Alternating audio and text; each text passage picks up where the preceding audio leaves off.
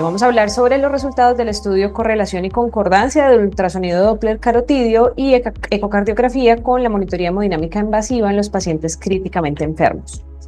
A manera de introducción, sabemos que el manejo de pacientes críticos depende en gran parte de la medición precisa del gasto cardíaco y la ecocardiografía es uno de los pilares dentro de los métodos no invasivos. Sin embargo, su precisión en comparación con las técnicas invasivas ha sido cuestionada recientemente.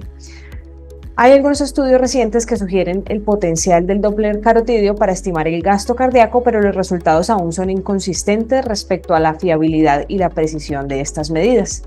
Por tanto, este estudio tuvo como objetivo evaluar la correlación y la concordancia entre el ultrasonido carotidio y la monitorización invasiva hemodinámica en la estimación del gasto cardíaco de los pacientes críticos y como objetivo secundario evaluar la correlación y la concordancia entre el gasto cardíaco por ultrasonido cardíaco con el método convencional y las mediciones invasivas estándar.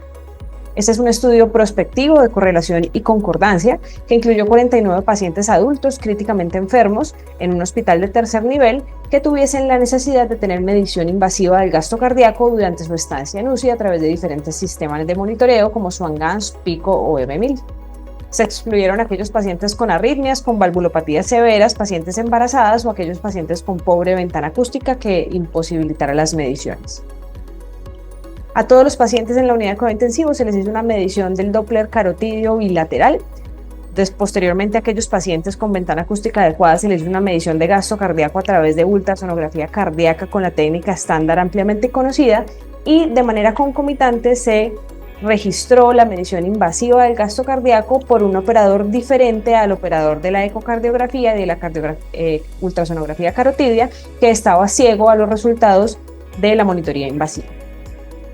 El análisis estadístico para evaluar la correlación entre el gasto cardíaco tanto por ultrasonografía cardíaca como el Doppler carotidio y el gasto cardíaco invasivo, se utilizó el coeficiente de Spearman y para evaluar la concordancia entre gasto cardíaco por ultrasonografía y gasto cardíaco invasivo se utilizó el coeficiente de correlación intraclase.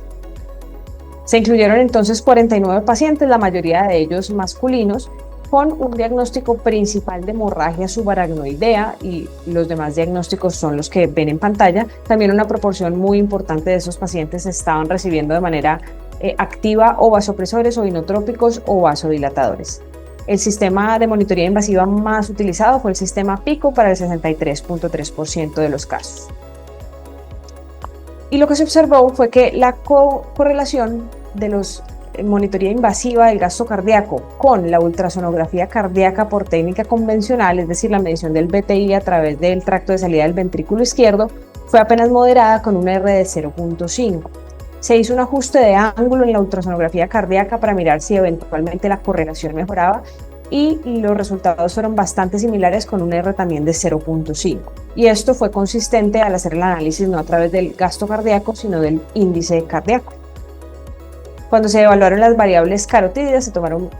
una gran cantidad de variables carotidias y lo que se observó es que no hubo correlación alguna entre las variables de flujo carotidio y el gasto cardíaco por monitoría invasiva.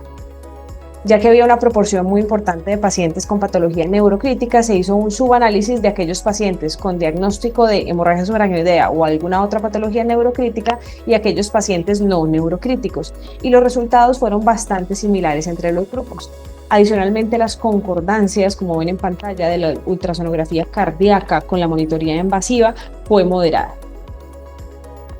A manera de conclusión, entonces, estos hallazgos sugieren que hay una correlación y una concordancia subóptimas entre el gasto cardíaco por ultrasonografía y las medidas invasivas, y esto puede estar potencialmente debido a limitaciones técnicas, a disparidades en la competencia de los operadores o a la heterogeneidad misma de los pacientes. Esto, por tanto, nos subraya la importancia de tener consideraciones del contexto en la interpretación de los resultados de la ecocardiografía y sugiere la posibilidad de protocolos estandarizados o de formación específica para mejorar la precisión. Por otro lado, la falta de correlación significativa entre las mediciones de la carótida y el gasto cardíaco invasivo nos resalta una limitación muy notable de